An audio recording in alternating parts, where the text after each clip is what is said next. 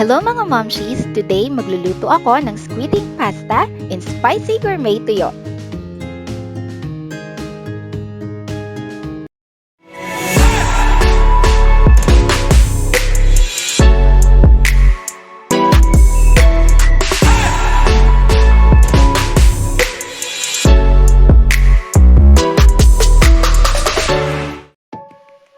This is 1 kilo of ideal pasta. Pagbukas mo sa loob, magkahiwalay yung balot ng black and golden pasta. May kasama siyang dalawang cute na container ng pure olive oil. Pakuluan ng pasta sa tubig na may cooking oil at asin. Haluin natin from time to time para hindi magdikit-dikit. By the way, half kilo lang ang niluto kong pasta. Curious lang talaga ako about sa bagong pasta na to ng ideal kaya naisip ko siyang bilhin at lutuin.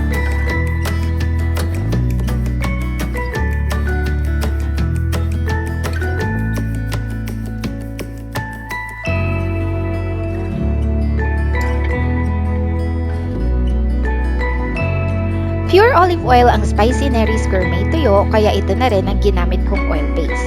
Huwag magtaka kung medyo brown ang mantika, gawa po ito ng kulay ng sili.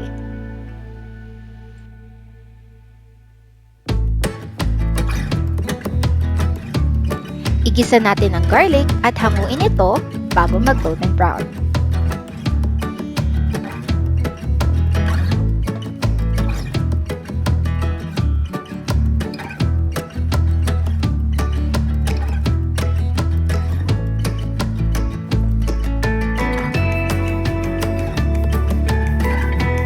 Isunod natin ang sibuyas,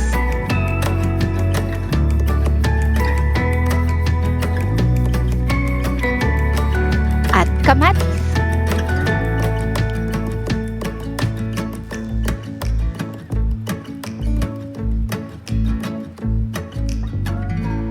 Kapag malambot na ang kamatis, tsaka natin siya dudurugin gamit ang ating sandok.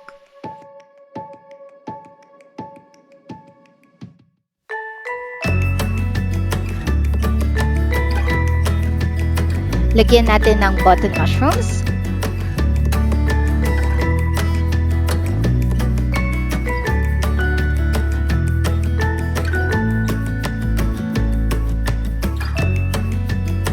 butter,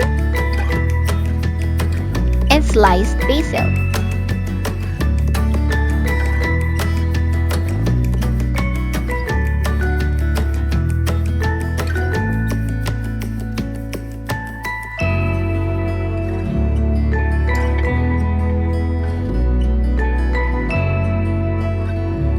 Huwag kalimutan ng pepper, pagdagdag ng aroma and lasa.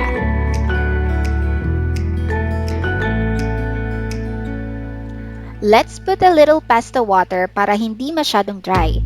Dahil may asin ang pasta water, makakadagdag siya sa lasa ng ating sauce.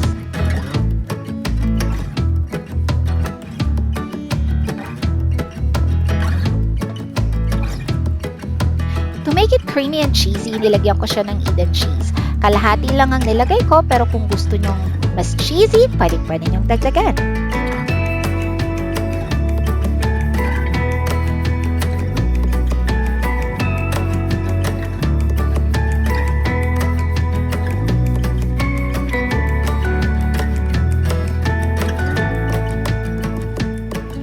Almost done na siya, so ibabalik natin yung garlic na hiniwalay natin kanina.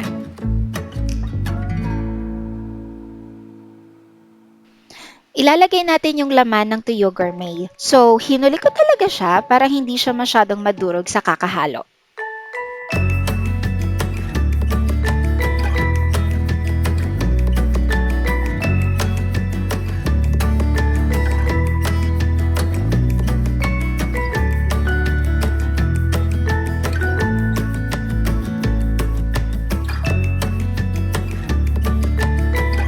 Remember mga momshies, you are free to add salt kapag feeling nyo kulang pa siya sa lasa.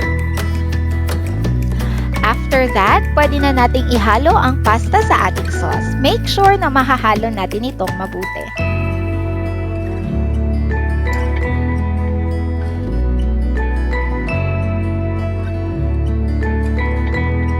Ready na ang ating squid ink pasta and spicy gourmet tuyo.